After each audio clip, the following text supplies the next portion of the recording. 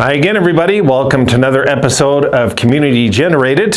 And I've got a request. We're going to look at it. And here we go.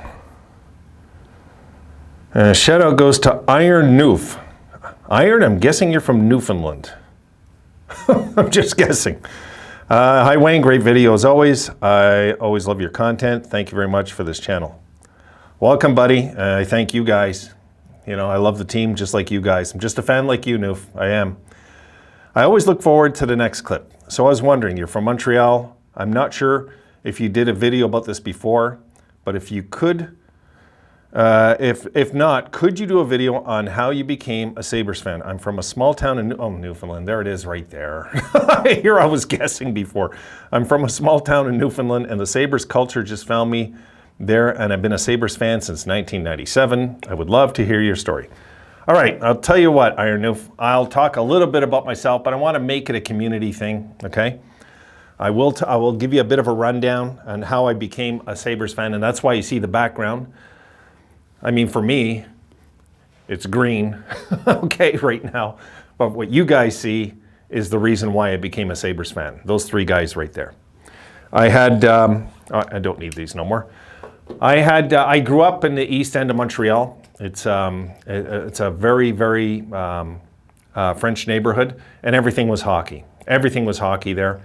And of course, being a French neighborhood, they would talk about the French connection, and this is kind of how I found my way there. Before that, my team was the Toronto Maple Leafs, believe it or not, when I was a little kid, and I loved Dave Keon, and they were my team. And then I just fell in love with the Sabres logo all of a sudden. I was kind of, you know, back when we were kids, in my era, everybody was an Original Six fan. Really, there wasn't many fans of the expansion teams, a great expansion, right? The first expansion, the six that came in. Nobody was really a fan of those six teams that I knew. And then Buffalo, of course, and Vancouver just freshly came into the league. And this is, and it's funny because the year I became a Sabres fan, the Atlanta Flames and the New York Islanders came into the league as well. So for me, I just wanted to play hockey. I loved it. I remember even when I was grounded in the house, I'd just watch the kids playing outside. It could be the French kids or the English kids because, you know, we used to fight about our language back then. It was crazy. But I would just watch, you know, even if I was grounded, and I would study the good kids out there playing ball hockey. I would study what they did, you know, because they were a bit older than me, and I'd watch what they did, and I'd see moves that they did, and I'd apply them myself, my own way.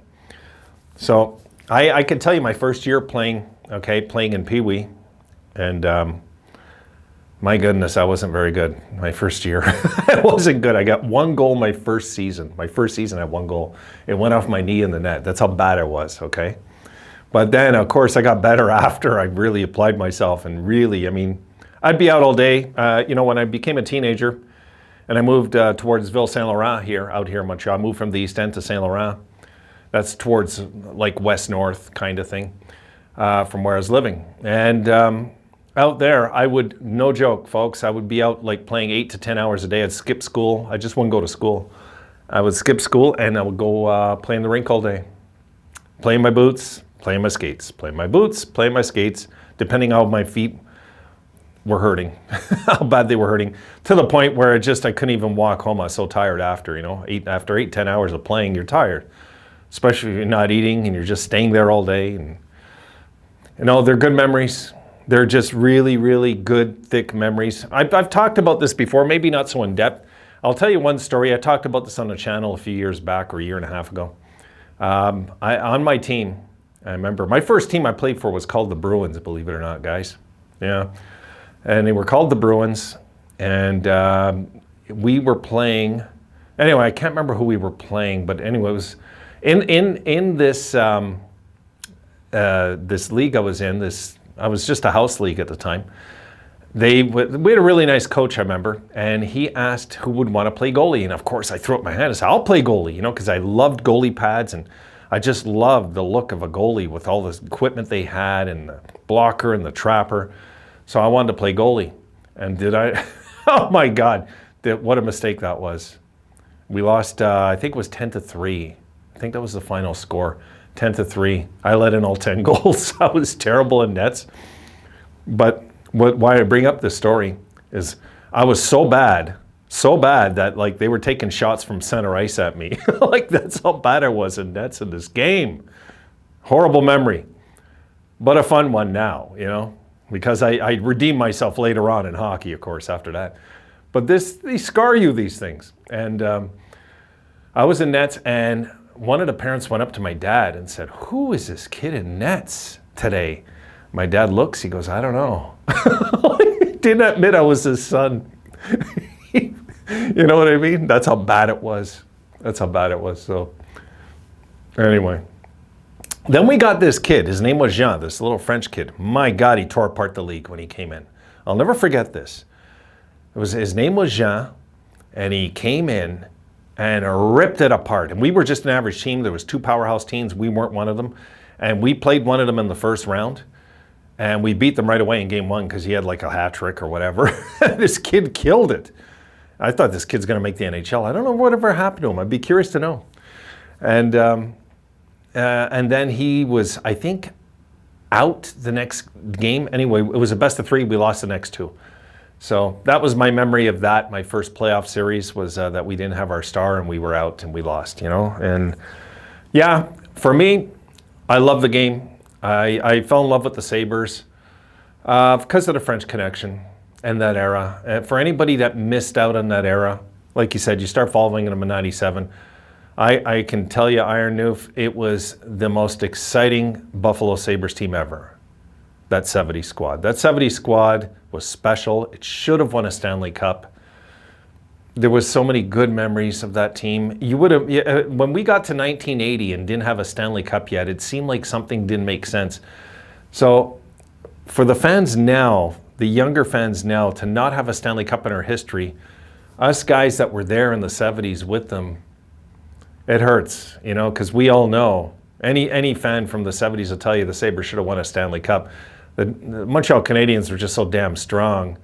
Nobody was going to beat them. And we ran into the era of dynasties. The Montreal dynasty, then the Islanders dynasty. 8 years gone, you know, just like that. 4 years straight.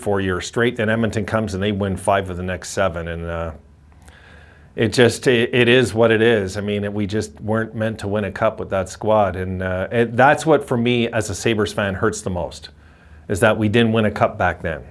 You know, I can handle the believe it or not, the Mike Pekka team, and but the Briere one hurts. That team hurts with Briere, Miller, and Drury and those guys. That hurts. We didn't win a Stanley Cup in '06. That one hurts because I feel like we're owed one from way back in the '70s. We're owed.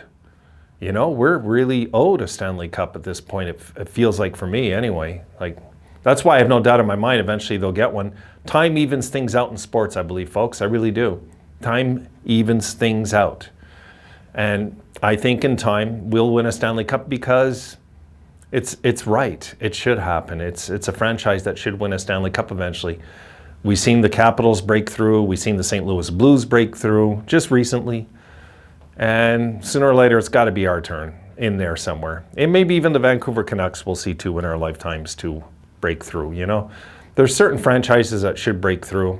And for me, it's a simple answer. The 1970s. I can't imagine anybody, Iron Noof, I can't imagine anybody that didn't want to be a Buffalo Sabres fan.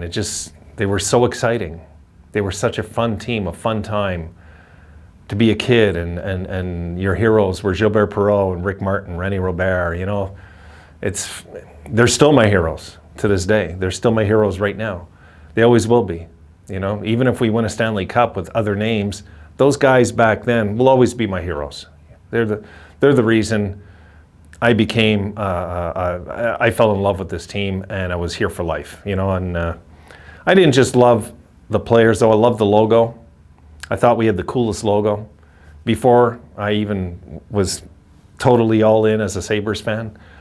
I had some friends, the Sanders, Stephanie and John Sanders, that were from Buffalo. They moved to Montreal, and I'd see him in a Buffalo jersey. I said, "What are you wearing? Who's that? What are you wearing them for?" He goes, "I'm from Buffalo." He goes, "I'm a Sabres fan." I go, "Buffalo?"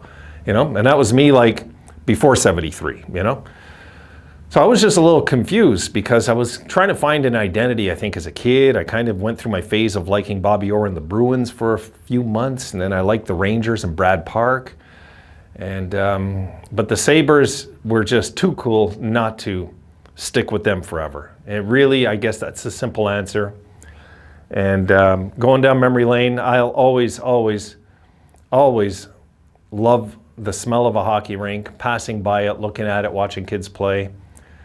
And for me, the hockey it's almost a religion for me. I just love it that much, you know. It's, I miss the days of getting on the ice and just hearing my blade hit the ice and going and skating on freshly done ice. Zamboni just did it and it looks perfect, and miss it. I do miss it, but I'm still involved, as you can see here right now this minute. So, all right. That's it. I've rambled enough, guys. So hope Iron Noof, that kind of answers a few questions. The French Connection, in a nutshell, is your answer. All right, guys. Have a great night.